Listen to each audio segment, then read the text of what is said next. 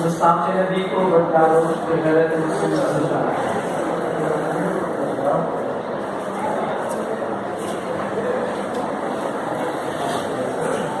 جناب صدر، افق، اشبار، زمین، خوانوں، نگاہ عشق کے وصالت نم کہ آج چشم فلک نے وہ حیران کن منظر دیکھا کہ انسان کے بھیس میں وہ شیطان صفت درندہ جو رب کی دھرتی پر رب کے محبوب محمد رسول اللہ کی گستاخانہ کھا کے چھاپنے لگتا. تو ایسے منظر کو دیکھ کر آسمان گرجنے اور برسنے لگتا ہے. رب کی دھرتی کے محبوب کے عاشقوں کے درمیان ہلچل مچ جاتی ہے. ہر ایک جان کا نظارہ پیش کرنے کے لیے تیار کہ اچانک حب رسول سے سرشار ایک نوجوان اس ایڈیٹر کو واصل جہنم کر دیتا ہے. پولیس آ کر گرفتار کرتی ہے. سزائے موت سنائی جاتی ہے. جلانے والا نوجوان کامل چیوا پھانسی کے پھندے کو چومتے ہوئے یہ سزا بلند کرتا ہے کہ بتلا دو گستاخ نبی کو کہ غیرت مسلم زندہ ہے. ہم شمع یقین کے پروانے شعلوں سے محبت کرتے ہیں. عزیز ہماری راہ سے ہٹ ہم موت کو عزت دیتے ہیں. جناب پھر منظر بدلتا. زندہ دلانے لاہور کا شہر گولیاں چلتی ہیں. ہزاروں سینے چھنی کرتی جاتے ہیں کہ غازی علم الدین قتل گستاخ مصطفیٰ سے انکار پر رضامند نہیں ہوتے کہ محمد علی جناح اپنی زندگی کا پہلا کیس ہار جاتے ہیں. وہی لاہور منظر بدلتا. پولیس اعلان کرتی ہے کوئی ختم نبوت کا پروانہ آگے آئے. ہر اعلان پر دسیوں نوجوان آگے بڑھتے ہیں اور اپنی جان کا نذرانہ پیش کرتے ہیں. ایک بس میں نعرے گونج رہے ہیں. ایک ملٹری آفیسر بس میں داخل ہوتا ہے اور سوال کرتا ہے کون نعرے لگا رہا تھا.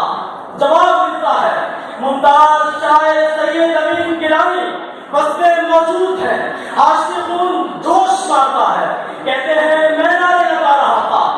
آفیسر بندوق سینے پر رکھ کر کہتا ہے کہ اب بجاؤ نعرے. سید کا نعرہ گونجتا ہے میرا کالی تقریب والا. سب مل کر جواب دیتے ہیں آفیسر کے اختیار بندوق ہٹا کر یہ کہہ اٹھتا ہے کہ ہاں وہ تو زندہ بات ہی ہے. وہ عرش کا چراغ ہے. میں ان کے قدموں کی دھول ہوں. اے زندگی گواہ ہے میں عاشق رسول ہوں. جناب وزیر قانون قومی اسمبلی میں حلف نامے کا ترمیم کا بل پیش کرتے ہیں. بل منظور کر لیا جاتا ہے مگر جب ختم نبوت کی شک کا مسئلہ کھڑا ہوتا ہے تو سارا پاکستان گونج اٹھتا ہے کہ بتلا دو گستاخ نبی کو کہ غیرت مسلم زندہ ہے. دنیا کو حقیقت یہ بتا کیوں نہیں دیتے؟ اوقات ہے تو لڑکے دکھا کیوں نہیں دیتے؟ ہے عاشق نبی کو سزائے موت ہے فوراً.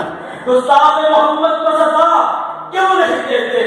ہونٹ کٹ جائیں گے میرے تو کیوں بولے گا؟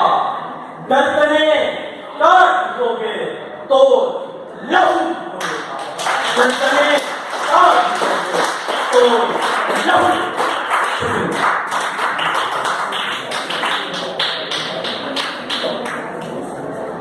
بہت شکریہ. تقریر کے دوران ہمارے ساتھ محترم مظہر احمد خان جن کا تعلق جیو تیز کے ساتھ ہے. جیو تیز ایک ٹیکنیکل پرسن کی حیثیت سے آپ اپنی خدمات سے انجام دے رہے ہیں. اس کے علاوہ جناب پاکستان آرگنائزیشن کے پریزیڈنٹ کی حیثیت سے بھی اپنے خدمات سے انجام دے رہے ہیں. ان کے ساتھ ساتھ پریزیڈنٹ اورنگی یوتھ محترم مزمل ملک صاحب ہمارے گھر میں موجود ہیں اور محترمہ رخسانہ صاحبہ ہمارے ساتھ موجود ہیں. میں آپ تمام خواتین حضرات کا تہہ دل سے مشکور ہوں کہ آپ لوگوں نے وقت نکالا اور ہماری دعوت پر لبیک کہتے ہوئے یہاں تشریف لائے. مقابلے کی اپنی مقررہ جنت فیصل سے گزارش کروں گا کہ تشریف میں اپنا خیالات کا اظہار کریں. جنت فیصل تشریف لائیے اور اپنے خیالات کا اظہار کیجیے.